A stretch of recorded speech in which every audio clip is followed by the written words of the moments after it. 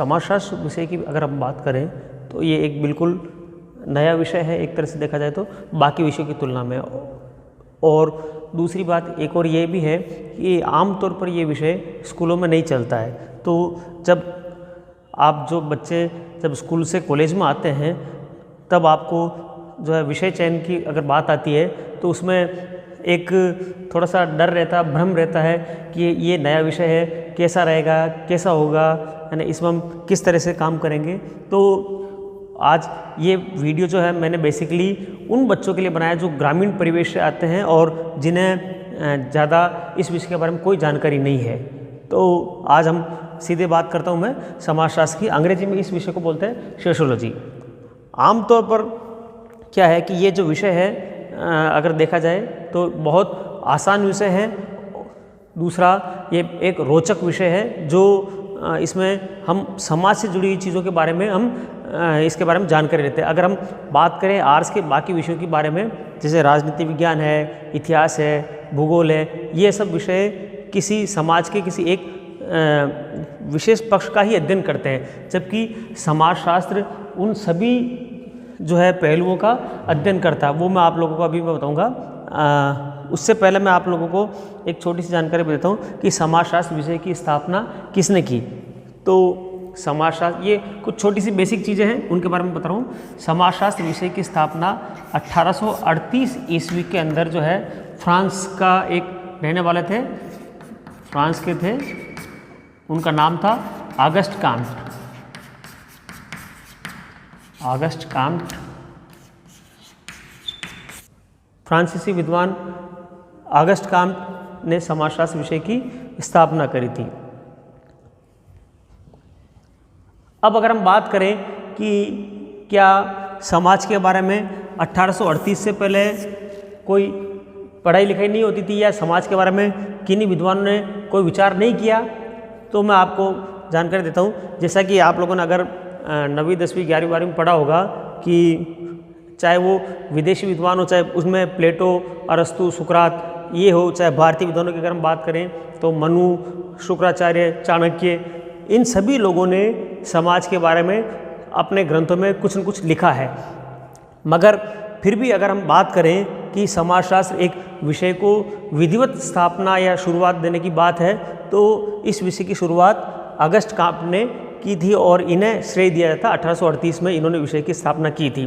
कारण क्या है, सिंपल सा एक मैं आप लोगों को लॉजिक देता हूँ कि उससे पहले क्या था कि समाज के बारे में जो अध्ययन होता था वो उसके अध्ययन का जो तरीका था वो वैज्ञानिक पद्धति या वैज्ञानिक दृष्टिकोण नहीं था, वो दृष्टिकोण धार्मिक दृष्टिकोण था। यानी अगर हम पुराने विद्वानों की अगर हम बात करें तो उन लोगों ने जो है धर्म या दर्शन के साथ समाज को जोड़ा है, जबकि ऑगस्ट काम्ट ने सबसे पहले ये कहा कि समाज का भी जो है एक वैज्ञानिक तरीके से अध्ययन किया जा सकता है या किया जाना चाहिए, और इसीलिए ऑगस्ट काम्ट को हम समाजशास्त्र का जनक मानते हैं। तो एक सिंपल सी बेसिक सी जानकारी मैंने फिलहाल आपको ये दी है कि समाजशास्त्र क्या है। समाजशास्त्र समाज का अध्ययन करता है। इसकी स्थापना ऑगस्ट काम्ट ने करी, 1838 में करी। बहुत साधारण सी बात है। अब अगर हम बात करें कि समाजशास्त्र और बाकी विषयों में क्या अंतर है, तो समाजशास्त्र समाज का अध्ययन करता है। समाज क्या है? समाज का मतलब है, मैं आप लोगों को साधारण शब्दों में अगर हम बात करें तो समाज व्यक्तियों के बीच में जो संबंध होते हैं उन संबंधों के योग को हम समाज कहते हैं। यानी जैसे आप अगर मेरा वीडियो देख रहे हैं तो आपका और मेरा किसी न किसी नाते संपर्क हो गया या संबंध हो गया। इसी तरह क्योंकि मेरा आपसे संबंध हुआ तो मेरा आपके जो है परिवार वाले हैं उनसे भी किसी न किसी नाते से कोई न कोई संबंध हो गया। तो इस तरह पूरा समाज जो है एक आपस में जुड़ा हुआ है। और ये जो संबंध है, ये संबंध किन चीज़ों से प्रभावित होते हैं या इन संबंधों को कौन सी चीज़ें प्रभावित करती हैं। अब इन संबंधों को प्रभावित करने वाली चीज़ें कौन कौन सी है?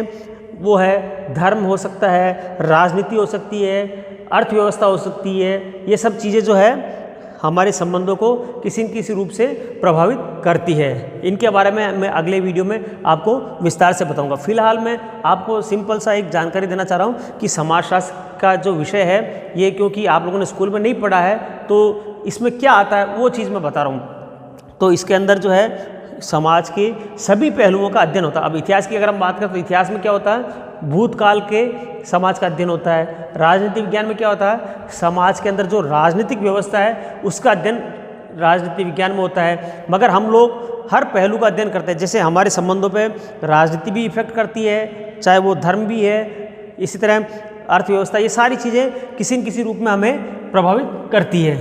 तो ये अगस्त का यहाँ तक ये बात हो गई। इसके बाद अगर हम बात करें कि ये जो विषय है, इस विषय के बारे में आमतौर पर जो है क्या भ्रांतियाँ पाई जाती है, उनके बारे में मैं आप लोगों को बताना चाहूँगा। पहली चीज़ जो है, आमतौर पर ये कहा जाता है कि ये लड़कियों का विषय है। तो पहली चीज़ मैं आप लोगों को बता दूं कि ये विषय, कोई भी विषय लड़के या लड़कियों का नहीं होता, वो सभी के लिए होता।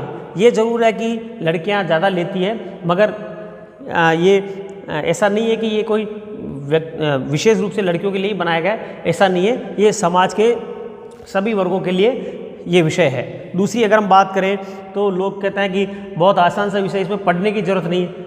अब मैं इसमें आप लोगों को बताऊं, आसान विषय बिल्कुल है, और हर वो विषय आसान है जिसे आप पढ़ते हो, और अगर आप नहीं पढ़ेंगे तो कोई सा भी विषय हो उसमें आपके नंबर नहीं आएंगे।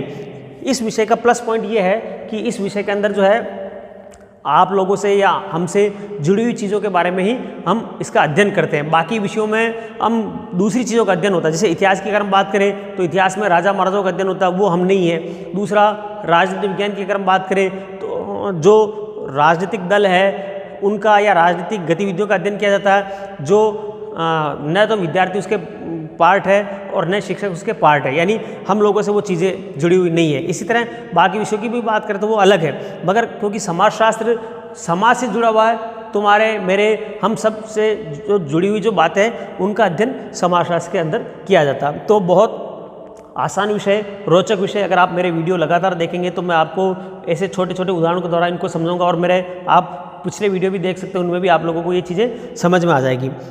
अब अगर हम बात करें कि इस विषय की एक और भ्रांति जो है, लोग बाग ये कहते हैं कि ये विषय जो है सरकारी नौकरियों में सहायक नहीं है या कंपटीशन में फ़ायदेमंद नहीं है। ये एक बहुत बड़ी गलतफहमी है। ये विषय कंपटीशन के हिसाब से बहुत ही अच्छा विषय है। इवन आप लोगों ने आईएएस के बारे में सुना होगा।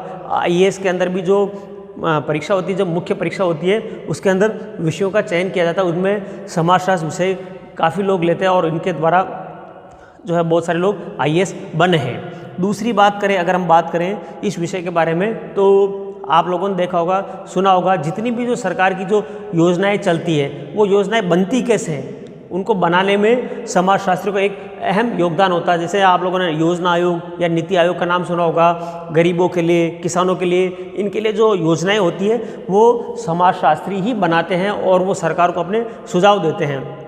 इसी तरह अगर हम बात करें, आप लोगों ने सुना होगा जो एनजीओ होते हैं, गैर सरकारी संगठन होते हैं, जो महिलाओं, बच्चों, बुजुर्गों, इनके लिए काम करते हैं।